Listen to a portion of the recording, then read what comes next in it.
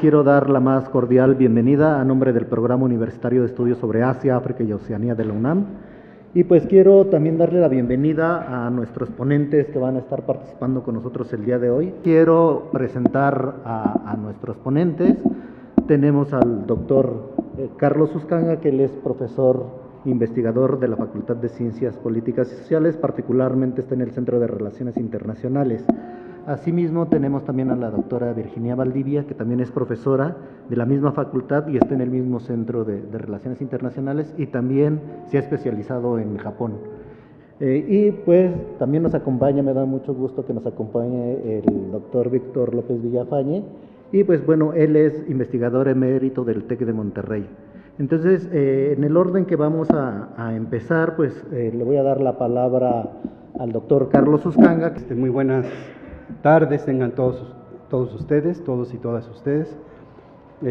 Mi mayor agradecimiento al Programa Universitario de Asia, África y Oceanía por esta oportunidad para estar presente en este panel con un nombre muy largo, Asia-Pacífico ante la política comercial neoproteccionista de Estados Unidos a un año de la administración de Donald Trump, ¿no? Como ustedes saben, han pasado muchos procesos, muchas cosas, inclusive recientemente, y esta mesa pues se tiene que planear con mucha antelación, prácticamente casi 6 meses. Nosotros, por razones de la gestión que se hace aquí en minería, a través del PUEA, pues propusimos el tema, y creo que el tema pues cae como anillo al dedo, ¿verdad? Entonces yo voy a empezar por un planteamiento un poco más general. Me voy a permitir leerlo por razones de tiempo, y comienzo. La posguerra marcó la consolidación de la Pax Americana, sustentada en la construcción y el dominio de un orden liberal a escala internacional. Luego del aislacionismo que caracterizó al periodo de entreguerras. En ese contexto, el control de las estructuras económicas y financieras fue clave para refrendar la hegemonía estadounidense junto con sus capacidades militares. Durante la Guerra Fría se profundizaron las alianzas forjadas desde las guerras mundiales ya conocidas en el siglo XX, frente a un enemigo común, la Unión Soviética, y el ascenso de la esfera socialista al final de estos conflictos, y sobre todo la Segunda Guerra Mundial. En el marco de la disuasión nuclear, el ascenso de potencias económicas emergentes como Alemania y Japón, países derrotados en la ya referida Segunda Guerra Mundial, marcó el inicio del multipolarismo y los primeros signos del declive de la hegemonía estadounidense. Como apunta Víctor López Villafañe en su libro Confrontación entre Estados Unidos y China, que él va a hacer mayor referencia al mismo, retomando a Paul Kennedy, Estados Unidos comenzó a enfrentar un proceso de sobredimensión imperial similar al experimentado en la historia por otros imperios como el romano. La etapa del unipolarismo posterior al colapso de la Unión Soviética no logró restaurar los viejos anhelos de recuperar un patrón de hegemonía tradicional. La globalización generó incentivos para la expansión de los negocios a escala mundial, fragmentando los procesos productivos con el fin de maximizar las tasas de ganancia de las corporaciones transnacionales. Se ampliaron los mercados y el consumo, mientras que el avance tecnológico en su tránsito de lo analógico a lo digital abrió nuevas fronteras para una mayor interconectividad global. Décadas después, en medio de la desesperanza y de la gran volatilidad dentro de los procesos que vivimos después de las crisis y fundamentalmente en los años 90, se va a conformar ya en el siglo XXI un régimen multipolar, asimétrico y heterárquico, cuya expresión clave es la prevalencia de regímenes emergentes de poder con un carácter heterogéneo y rizomático. Este escenario fue propicio para la construcción de una narrativa antiglobalización y neoproteccionista, con la promesa de recuperar la grandeza perdida, ¿no? Aquí se inserta todo, pues, la narrativa del MAGA, por ejemplo, del Make America Great Again, y el principio del American First, ¿no?, que desde la primera administración de Donald Trump marcó la pauta, aunque, como sabemos y lo recordaremos, enfrentó restricciones significativas debido a la falta de control absoluto del Partido Republicano sobre ambas cámaras, ¿no?, lo que limitó su capacidad de gestión política. Dichas restricciones desaparecieron en el segundo mandato, como también hemos sido testigos, y si bien se han manifestado tendencias hacia el alejamiento del multilateralismo y el debilitamiento de los organismos internacionales, la amenaza de imposición de aranceles, que después se va a explicar con mayor detalle, y la negociación de acuerdos comerciales y económicos para contener el ascenso de China. Estos elementos se intensificaron y adquirieron mayor coherencia en esta segunda administración de Donald Trump, sin lugar a duda. Uno de los rasgos centrales ha sido la profundización de una diplomacia transaccional que ha debilitado las alianzas tradicionales de Estados Unidos con sus antiguos socios de Europa y de Asia. La personalidad egocéntrica y megalómana de Donald Trump, reflejada tanto en su ejercicio de poder como en sus estrategias de comunicación, pues ha marcado, como ustedes saben, las relaciones con todos los países europeos y con Asia, ¿no? Y podemos ver en Japón, y eso lo podemos discutir, una suerte de resiliencia pasiva, ¿no? Recordarán hace muy poco el discurso de Mark Carney, el primer ministro de Canadá, en el foro de Davos, en donde sintetizó este momento al declarar la ruptura de un orden liberal contemporáneo basado en normas, hoy disfuncional, como resultado de una geopolítica entre grandes potencias sin restricciones. Carney propuso acciones pragmáticas para reforzar los mecanismos de defensa, de soberanía, la integridad territorial, la prohibición del uso de la fuerza y el respeto de los derechos humanos, subrayando que las potencias medias deberían desempeñar un papel más activo, con mayores márgenes de autonomía y autodeterminación, mediante nuevas alianzas y una sólida red de vínculos comerciales, financieros, políticos y culturales. En este contexto, los acuerdos con China se han multiplicado, ¿no? El propio Carney viajó a Beijing, el primer ministro británico Starmer siguió una ruta similar al fortalecer el diálogo con el presidente Xi Jinping. Líderes como Orpo, el primer ministro de Finlandia, Manuel Macron, presidente de Francia, han confirmado que todos los caminos ahora conducen a Beijing. Esas acciones han permitido maximizar capacidades de negociación y reducir por parte de China la intensidad de antiguos pronunciamientos sobre violaciones de derechos humanos, espionaje político e industrial y el déficit en su balanza comercial. En la misma línea, también salió en las noticias, Ursula von der Leyen, presidenta de la Comisión Europea, ha reiterado la necesidad de equilibrar la relación con China para apoyar y fomentar una mayor estabilidad y certidumbre. Algunos especialistas consideran esas decisiones como pragmáticas y cortoplacistas, que están alineadas con la posible caducidad o no de la visión trumpiana y la incertidumbre sobre la capacidad de mantener por parte del presidente de Estados Unidos la mayoría en el Congreso tras las elecciones de medio término que se van a celebrar en noviembre, como ustedes saben.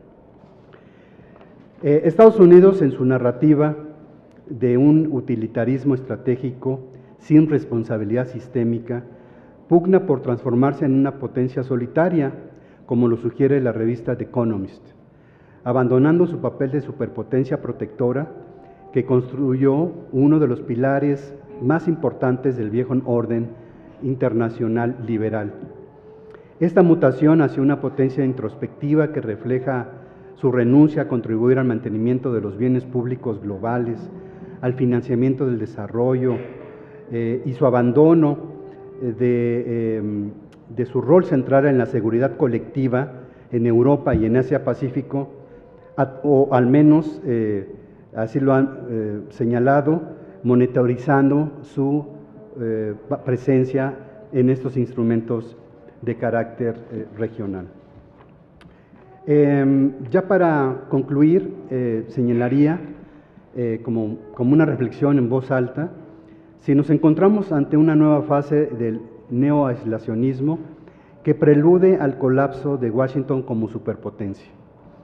Mi idea, junto con otros más, utilizando el concepto de la astrofísica de un declive luminoso, significa que una estrella tiene una pérdida progresiva del brillo, pero no de su estructura interna, ¿no? Estados Unidos tiene muchos activos de poder que harán que esta transición hegemónica no sea inmediata. Lo estamos hablando desde los años 80, desde que estábamos discutiendo a Paul Kennedy, ¿verdad? Y que el alumbramiento de hegemonías alternas, tanto en Asia, todos los reflectores dan hacia China indudablemente, creo yo que tendrán que esperar todavía un dilatado trayecto para lograr consolidarse. Muchas gracias.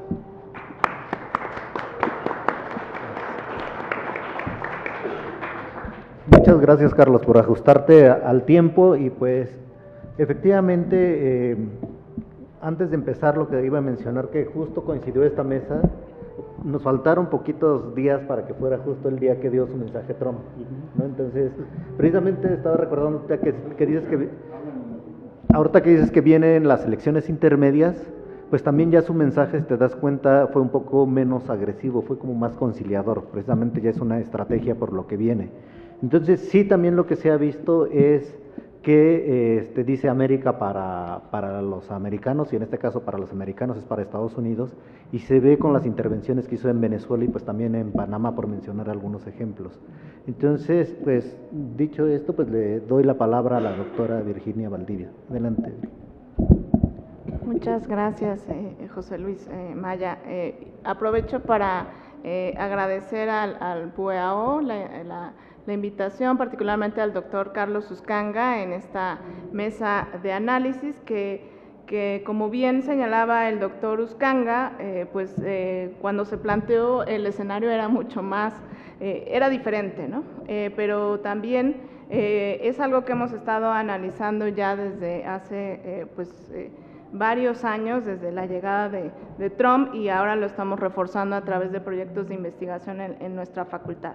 Justamente este retorno al neoproteccionismo, la primera administración de Donald Trump ya veíamos pues ciertas medidas proteccionistas, el desconocimiento de los organismos multilaterales, incluso de los acuerdos regionales como del TPP, y ahora vemos una agenda mucho más agresiva, una agenda que inicia desde que llega Donald Trump en su segunda administración en enero del 2025 y que se concreta específicamente con el famoso Día de la Liberación, el 2 de abril del 2025, cuando decide Donald Trump poner aranceles recíprocos masivos a pues prácticamente todas las economías del mundo. Esto simbolizó no solo un hecho más agresivo en el ámbito proteccionista, sino también los aranceles más altos vistos después de la Gran Depresión. Entre las regiones más afectadas, pues va siendo Asia-Pacífico. Justamente en la primera administración veíamos que las medidas estaban dirigidas particularmente a China, pero ahora no, incluso hasta sus propios socios comerciales como Japón o como Corea del Sur en la región de Asia-Pacífico. Sin embargo, hay una serie de estructura de esta arancelaria dentro de Asia-Pacífico. Ha habido algunos países de Asia-Pacífico que están enfrentando más aranceles que otros, y ha habido algunos otros que han sido privilegiados. Como socios privilegiados, pues Japón y Corea del Sur y Singapur tienen entre un 10% y 15% de aranceles. El bloque de la Asociación de Naciones del Sudeste Asiático va entre el 19 y el 20%, y los cuales también han hecho contrapeso a la medida de Donald Trump. Ahorita vamos a señalar. Y las economías más penalizadas, que ya venían penalizándose, particularmente el caso de China desde del primer mandato de Donald Trump, pues van a ser China, Laos e India. Si incluimos a India también como parte de Asia-Pacífico, que bueno, sabemos que geográficamente no es así, pero en esta dinámica del Indo-Pacífico podríamos incluirlo. Y los aranceles van entre el 26 al 47%, incluso hacia China llegan incluso hasta el 100% en algunos rubros. Esto ha derivado una serie de acuerdos bilaterales, principalmente Japón, pues logró una reducción de este 25% que estaba dañando principalmente a su industria automotriz al 15% a cambio de compromisos de inversión en Estados Unidos. De hecho, también Japón lo está utilizando como una estrategia para contener a China. Recientemente está invirtiendo incluso un poco más en Estados Unidos para contrarrestar, quizás derivado del fuerte discurso de Sanae Takaichi, la primer ministra japonesa, y derivado también de que China ya le está imponiendo también pues una serie de medidas a las exportaciones japonesas. Corea del Sur también logró un acuerdo y logró también que quedara en octubre de 2025 al 15%.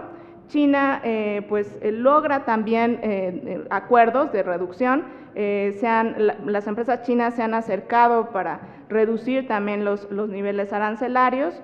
Taiwán, como parte de esta cadena de suministros de los semiconductores, ha logrado también tener una extensión de los semiconductores, pero paradójicamente, a pesar de todo esto, pues el déficit comercial, que era el objetivo principal de la política arancelaria de Donald Trump, pues no ha disminuido.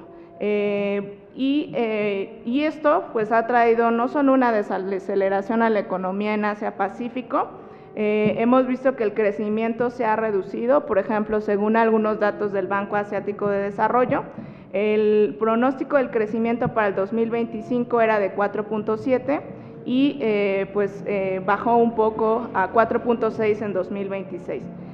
Bueno, todavía no acaba el año, entonces habrá que ver cómo acaba también el año. Y sin duda una de las regiones más afectadas es el sudeste de Asia.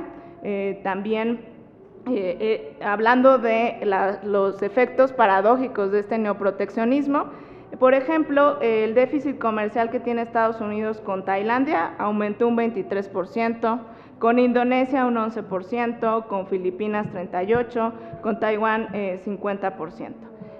Uno de los rubros más afectados a esta política arancelaria sin duda también son las cadenas de suministro, particularmente China dirige pues sus exportaciones a través del sudeste asiático hacia Estados Unidos, entonces también eso afecta estas medidas arancelarias. Pero eso pues ha provocado también que haya un aumento de la participación china en materias, en maquinaria y de materias primas a ASEAN.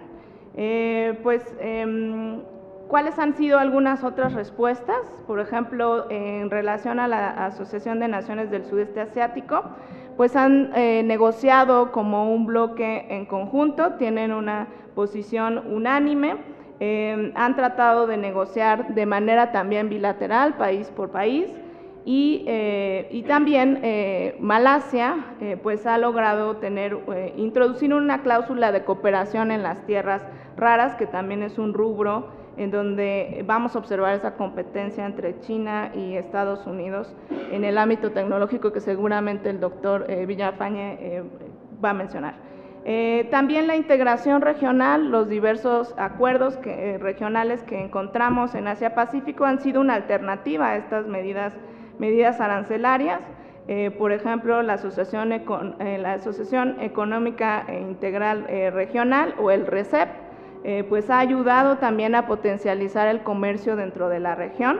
Eso incluso ha elevado el nivel de la sociedad en Asia, ¿no? Hablamos ya de más millones de personas en Asia-Pacífico que se encuentran en situación de clase media y que incluso llegarán a los 27 millones en 2035.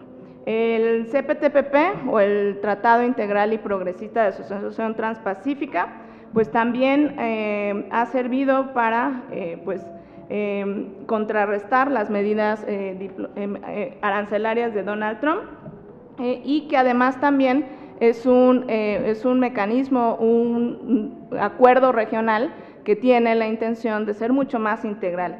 Recientemente, bueno, no recientemente, pero ya hace un año se incorporó el Reino Unido, pero hay otros socios comerciales que también se quieren unir, como el caso de Costa Rica o como la Unión Europea.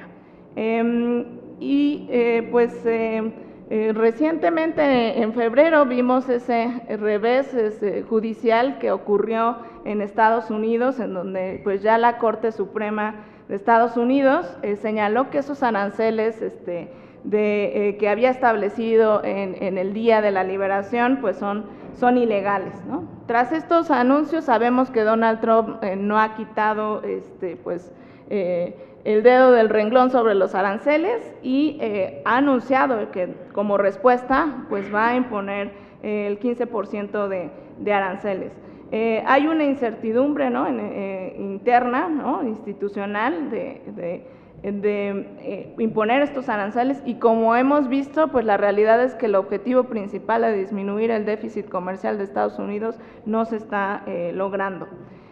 Pues en Asia-Pacífico incluso está la posibilidad de una nueva ronda de arancelaria por parte de Donald Trump.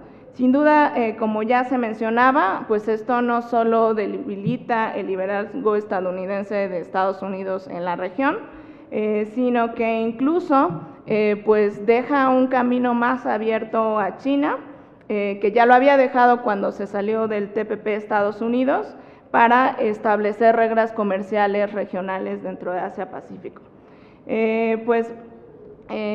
Como conclusión, pues podemos saber que este neoproteccionismo estadounidense pues ha transformado dramáticamente el comercio en Asia-Pacífico, principalmente en las cadenas de suministro y en las cadenas globales de valor. Hemos visto una reestructuración de estas cadenas. Esto está generando, quizás de manera no intencional, pero una regionalización dentro de Asia mucho más intensa. Y finalmente, China pues es uno de los actores más beneficiados ante estas políticas arancelarias del segundo mandato de Donald Trump, dejándolo pues en una posición central a nivel global y particularmente dentro de la región de Asia-Pacífico. Bueno, yo lo dejaría hasta aquí para que hubiera preguntas y respuestas. Gracias. Si quiere que terminen, y vamos a tener al final un tiempo para que puedan ustedes preguntar o hacer sus comentarios, si nos permite. Muchas gracias, Vicky, y pues efectivamente, pues una de las metas que tenía Donald Trump con los aranceles, pues efectivamente era disminuir su déficit, pero tú nos estás diciendo ahora que no se logró. Y lo que sí es claro es que dependiendo si eres amigo de él, principalmente estamos hablando de la región de Asia, pues tú le mencionabas, ¿no? En el caso de Corea, Japón y del otro lado que tenemos a China y a la India, pues se ve la diferencia de aranceles a cada uno. Y esto es precisamente porque algunas se alinean a su política y los otros no. Entonces, en la medida de ello, pues son mayores aranceles o son menores. Entonces, pues, vamos a dar paso al doctor Víctor Villafañe para que nos exponga lo que preparó para nosotros. Bueno, gracias al programa y especialmente a Carlos, porque es muy amable, siempre me invita cada año aquí a la feria, entonces es un gusto venir. Miren, como se pueden dar cuenta, en 10 minutos o 12 minutos, pues es casi imposible explicar, por lo menos en mi caso, una temática que he trabajado durante 50 o 60 años, casi desde que hice mi posgrado en Japón, entre 1977 y 1979. Acabo de publicar en noviembre la confrontación China-Estados Unidos, la nueva reconfiguración del mapa del poder mundial. De hecho, estamos en un periodo de presentaciones del libro. Es la editorial Orfila Valentini, que desgraciadamente no vino a la feria. Entonces acá el libro no se puede conseguir, pero se está vendiendo en las librerías del sur, Gandhi y El Sótano, y en las plataformas. Se puede comprar en Buscalibre o Mercado Libre, no en Amazon, porque creo que cobra mucho. Entonces, traje 3, si al final alguien quiere, yo tengo, estos los compré con descuento de autor, entonces, y es el mismo que les daría yo, o sea, no es ningún, bueno, si alguien se interesa, ¿no? Porque lo que voy a decir es una cosita pequeña de 240 o 250 páginas que hay aquí. Número 1, no es nuevo. Esto que está haciendo Estados Unidos en realidad no es nuevo. Los conflictos comerciales con Asia tienen por lo menos 40 o 50 años, ¿no? O sea, también no es nuevo. Lo que es nuevo es la forma. Eso sí es. O sea, hay un tipo que se llama Donald Trump y entonces hay un cambio en el manejo de la economía y la política imperial de los Estados Unidos, ¿no?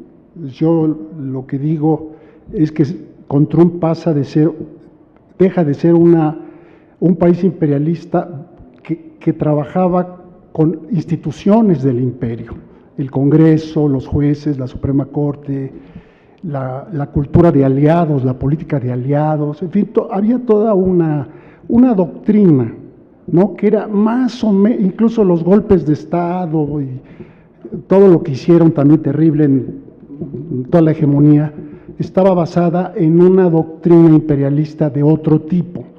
Ahora lo que tenemos es realmente, en mi opinión, es un imperio privado, o sea, es un corporativo que funciona ya sin las instituciones y que pretende entonces pues adueñarse de los mercados de mayores ganancias en el mundo, ¿no? Y por eso ahora, sobre todo en este segundo tiempo de Trump, es que si ustedes se dan cuenta en el manejo estratégico, por ejemplo, la doctrina reciente promulgada hace 2 o 3 meses, 4 meses, ya China y Rusia, por ejemplo, ya no aparecen como el foco central, ¿no? Sino veladamente aparecen como socios, ¿no? Como podemos repartirnos los mercados. Nada más que este corporativo bajo Trump, en el mando ejecutivo, el comandante, es las mejores ganancias para nosotros y las que resten para ustedes, ¿no? Entonces, este es el punto, digamos, que yo creo que es muy importante entender, ¿no? Claro que también digo al final que pues va a haber un mundo post-Trump. ¿Qué va a pasar? Eso va a ser muy interesante, ¿no? Yo creo que, y de una vez lo digo porque al rato ya me van a pasar la tarjetita, de una vez lo digo, que creo que es importante. Yo lo que veo, lo que explico en este texto, en este libro, es que sí, Estados Unidos está en una declinación, esto es clarísimo. O sea, hay una declinación económica, una declinación política en los Estados Unidos, pero a diferencia, creo, de otras declinaciones, es que empieza a surgir, hay una parte en declinación, pero hay otra emergente que busca un cambio social progresista en los Estados Unidos, ¿no? Que esto es realmente lo novedoso en Estados Unidos, porque yo fui de los que estudiamos el famoso excepcionalismo norteamericano, es decir, que era imposible que hubiera izquierda en los Estados Unidos, ¿no? Y ahora, nomás para darles un dato, en los últimos 10 años ya hay entre 200 y 250 políticos en diferentes estados en los Estados Unidos que son progresistas, no necesariamente del Partido Demócrata, ¿no? Que entre paréntesis es un partido que está en crisis, ¿no? Entonces, esto es muy interesante. Ahora, la cabeza más visible pues es el alcalde de Nueva York, recientemente nombrado, pero hay igual toda la costa oeste, en Portland, en Seattle, en fin, este es un dato interesante. El punto 2, es que un lector antiguo de todo esto, es que el mercado de Estados Unidos fue un mercado vital, importante, para las industrializaciones de Asia, ¿no? O sea, y esto se acaba, esto ya se estaba acabando, Pues Trump viene un poco a acelerar. Entonces, y esto empezó hace también, pues desde la primera reestructuración y la industrialización de Japón, ¿no? Pero cada década concitó reestructuraciones y todas tenían como eje dominante el mercado de los Estados Unidos, ¿no? Y entonces eso se acaba. Entonces ahora hay una búsqueda de generar pues, las nuevas conformaciones políticas, que en cierta medida es como buscar nuevos centros de desarrollo comercial, pero también por otro lado pues buscar pues los abastecimientos, ¿no? Que son como la conformación que yo llamaría de las nuevas periferias. O sea, lo que estamos viendo es ahora, de hecho hay un capítulo en mi libro que habla sobre las nuevas periferias del Imperio Chino. O sea, los chinos también están conformando ya desde hace 15 años por lo menos, desde que lanzaron su proyecto de la famosa ruta de la seda, están conformando una nueva periferia, seleccionando regiones en donde no estuvieran los europeos y los gringos muy metidos, que eran África y el sudeste de Asia, fundamentalmente, ¿no? Y las partes del centro de Asia y Europa central, ¿no? Todas las exprovincias soviéticas fueron cortejadas y ahora son parte de esta nueva periferia, ¿no? Lo que es interesante, desgraciadamente no me voy a poder detener, es nuestro continente, América Latina. Fíjense, es mi opinión, está en el libro con México no se metieron hasta hace 2 o 3 años, empezaron ¿cuál fue la razón? Porque los chinos no son tontos. Si algo tienes que aparentemente parecen así, como que no son muy inteligentes, pero son muy abusados, sobre todo cuando hay por medio de dinero. Eso téngalo presente. Pero no se metieron porque sabían que iban a provocar una reacción de los Estados Unidos, ¿no? Esto pasó antes con Japón, con las inversiones japonesas, ¿no? Entonces, pero sí empezaron con Bolivia, Ecuador, Brasil, que estaba muy alejado. Y Colombia, Venezuela, ¿no? Países del ALBA, ¿no? Y Estados Unidos había abandonado América Latina. Un dato interesante, que es histórico, es que entre 1950, cuando se hace el imperio americano del siglo pasado, América Latina éramos el segundo mercado de los Estados Unidos y se fue perdiendo a partir de los 70s.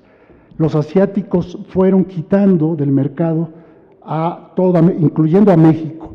México recupera su papel a partir del Telecán de 1994 y ahora está ya como primer socio comercial de los Estados Unidos, ¿no?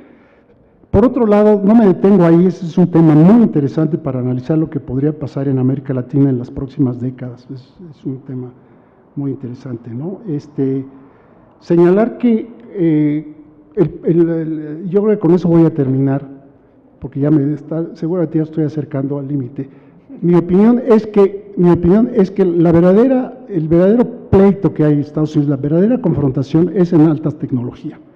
Y alta tecnología en estos momentos es inteligencia artificial. Yo creo que ese es el punto de confrontación brutal. ¿Quién va a dominar la alta tecnología? Bueno, 5 minutos, suficiente para explicar esto. ¿Quién va a dominar la alta tecnología y digamos, todo lo que van a hacer los aparatos, los nuevos dispositivos con inteligencia artificial, pero también las aplicaciones, en dónde? Restaurantes, aerolíneas, nuestra vida personal, bancos, todo lo que va a venir. Y entonces, nomás para darles un dato interesante, los semiconductores que conocemos actualmente, que están en ese teléfono que la chica está viendo, tienen una dimensión de 25 nanómetros más o menos. Ahora las investigaciones son producir semiconductores de 3 a 0 nanómetros, es decir, atómicos, o sea, ya se tendrán que ver con microscopios, ¿no? Entonces están embarcados, sobre todo los americanos, Taiwán, que es un líder en esto, ¿no? Y ahora están formando un nuevo centro económico, Japón, Estados Unidos, Corea y Taiwán, ¿no? Están ahí, a pesar de que Trump los ha golpeado, pero esta parte continúa siendo un eje muy importante. Entonces yo creo que eso fue lo que rompió, digo, hace 10 o 12 años, esto fue lo que rompió el famoso lobby poderoso que había en Estados Unidos de permitir unas relaciones estrechas con China, que era el lobby de las grandes corporaciones americanas, que empezaron a ser golpeadas por la venta de productos chinos en los mercados mundiales, primero, y segundo, porque China empezó a exigirles transferencia de tecnología. Cuando trabajaban en China, no podían ya seguir trabajando grandes corporaciones americanas si no es que transmitían hacían la transferencia de la tecnología a las empresas chinas. Y también pues por el robo de tecnología, ¿no? También, ¿no? Todo este tema que, por cierto, sigue siendo un tema muy importante, ¿no? La defensa ahora de los avances en tecnología, ¿no? Ayer, antier, hay una demanda ya de alta tecnología, Anthropic, que trabaja para el Pentágono, ¿no? Contra China, porque dice que les están pirateando lo que ellos llaman, ahora son términos nuevos, destilados de sus chatbots y todo esto, que los chinos están destilando todo eso para crear sus propias versiones de inteligencia artificial, ¿no? En fin, son estos temas, como ustedes pueden ver, darse cuenta, con eso termino, estamos en una configuración pues muy diferente a lo que fueron los 50, ¿no? Después de la Segunda Guerra Mundial, ¿no? Y yo creo que venimos a un mundo los próximos 10, 20 años, 30 años, pues un mundo muy caótico, muy complicado, y lo mejor que pienso yo que podría acontecer es que en Estados Unidos hubiera un cambio post-Trump muy favorable a un pensamiento progresista en los Estados Unidos, porque eso sí implicaría una nueva reconfiguración, una nueva doctrina y una nueva, sobre todo para México, ¿no? Vivir junto a los Estados Unidos ha sido siempre muy complicado, un Estados Unidos siempre con una doctrina de avasallamiento, y en cambio tener un Estados Unidos mucho más identificado con México en ciertos valores y en ciertas condiciones, pues sería extraordinario para México, ¿no? Muchas gracias por su atención.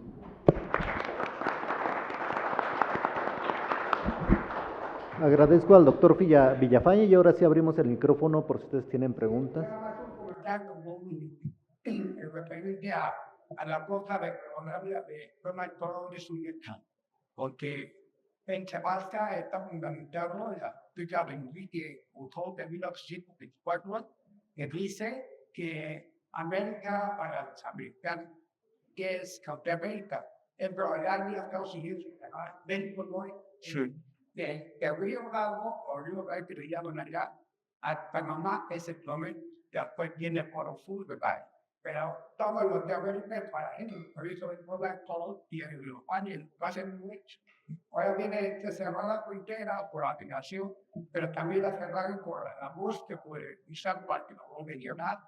Yo soy aviador, yo tenemos tenido en 1980 aquí en Pachuca, y ahora ya regresó, la descuidaron, había una planta nuclear, o sea, de la gente ya, de macho, en Chiapas y no la podía echar a un año. Entonces, yo estoy esperando empezar el jefe de conductor para que me digan las autoridades y digamos, ¿no? Porque a lo mismo no les gusta comer. Sí. Muchas gracias por eso. Entonces, si les parece, juntamos 3 preguntas para que puedan contestarlas. Adelante, por favor. Buenas tardes. Armando Pérez, sociólogo y economista. Me voy a subir a los combos de un gigante de don Víctor López Villazón Villajaque, en el sentido de que sí puedo concordar con lo que dice respecto a que hay un cambio importante estructural en Estados Unidos. Yo le llamaría un nuevo patrón de acumulación de capital, el riesgo, precisamente el neoproteccionismo, y esto también genera los problemas en la economía muy graves que pudieran llevar a un cambio económico y político importante en Estados Unidos. Y aparte, me quiero referir a lo financiero. Me quiero referir a la parte en donde Japón y China mantienen una gran cantidad de bonos del Tesoro de Estados Unidos, y si esto en un momento determinado pudiera ser que pudiera considerar a China y a Japón en una decisión que es poder utilizar estos bonos del Tesoro en un año para, digamos, apaciguar a este nivel proteccionista y etcétera, etcétera. Gracias por la pregunta. ¿Tenemos alguna otra pregunta para que sean tres y podamos darle la palabra a nuestros ponentes? Sí, adelante, por favor. Hablando de México, igual vemos todos Estados Unidos, igual por ejemplo a Canadá, pues debido a la mitad del tratado de comercio por acá con China. ¿Qué podemos hacer como parte del tratado de libre comercio que va por un nuevo tratado para de alguna manera tratar de evitar o de acciones y que realmente podamos China a meter en la economía por lo que la creciente que está llamando a para poder nosotros acercarnos más y depender tanto de la política. Muchas gracias. Entonces, si les parece, nuestros ponentes ahora empezamos de forma inversa. Empezamos con el doctor Villafañe, después Vicky y con Carlos. Los bonos los bonos del Tesoro. Efectivamente, te actualizo. Al principio, Japón era el número uno de lo que tenían los extranjeros. Japón y China tenían el 50%. Pero hasta hace como 5 años, 4 años, China estaba en número uno, no sé, con 1.2 trillones y Japón con 1 trillón, algo así, ¿no? Pero China ha estado deshaciéndose de los bonos. Creo que ahora tiene ya nada más 700 millones, ¿no? Esto yo creo que también tiene que ver algo con la debilidad del dólar, ¿no? Japón no.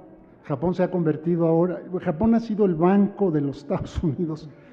Híjole, habría que explicar, ¿no? Por su tasa cero que tuvo durante años, el famoso carry trade yen. O sea, compraban yenes baratos y luego los hacían, trabajas cosas financieras, pues hacían negocios, tasas de interés y tal. Pero Japón sigue. Ahora, lo que es interesante, termino el punto, porque es que tú dirías, Japón y China se pueden aliar. No, hay un conflicto muy fuerte entre ellos. Este es muy interesante, ¿no? Que China se ve, como está diciendo el compañero, China se ve muy atractivo en América Latina, pero allá no se ve atractivo. O sea, ni Corea del Sur ni Japón quisieran ser aliados. Ellos como que están preferimos a Trump que a Xi Jinping. O sea, ¿no? Ahora pues hay que vivir allá para ver qué es lo que están viendo, ¿no? Que se les viene.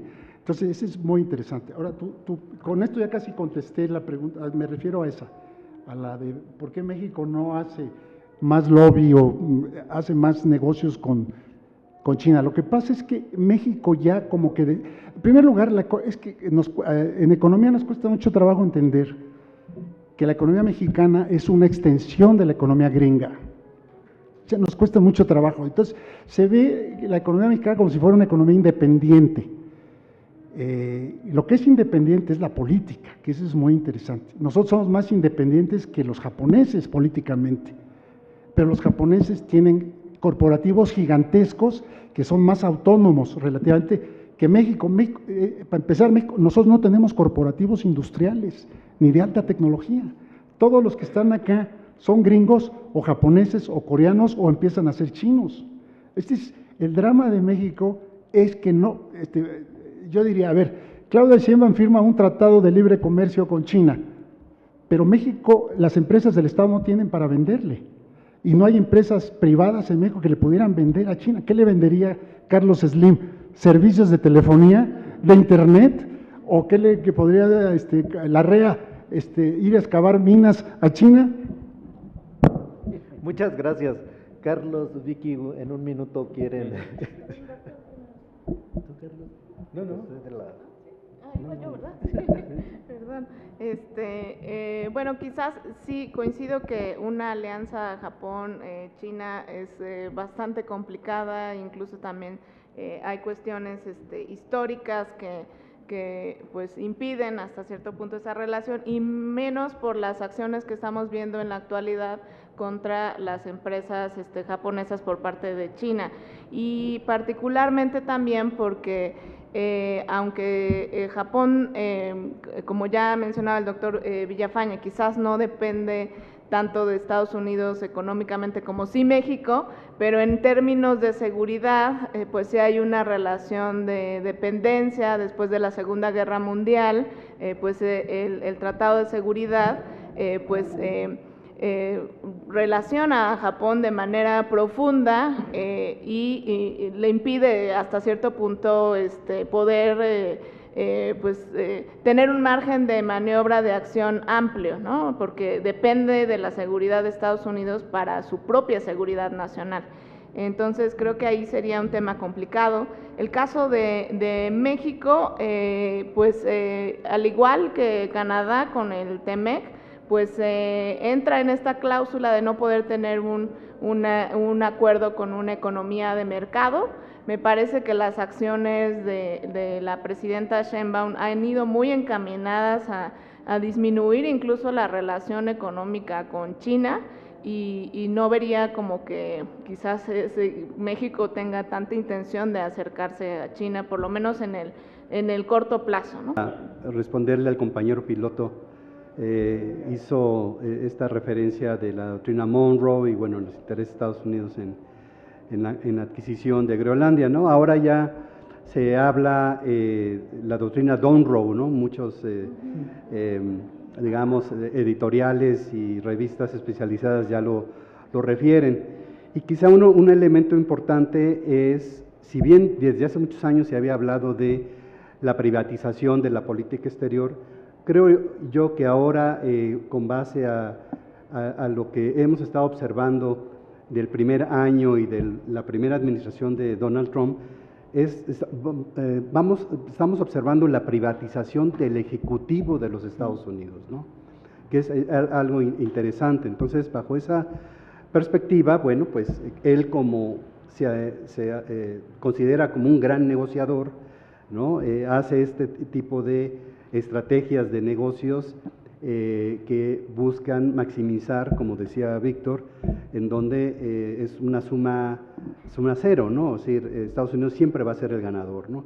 Y ahí son los vaivenes, ¿no? Con los guiños que hace con la idea de los acuerdos con Groenlandia y pues todo lo que implica en términos geopolíticos y también en términos geoeconómicos, ¿no? Yo lo dejaría aquí, José Luis. Muchas gracias, Carlos.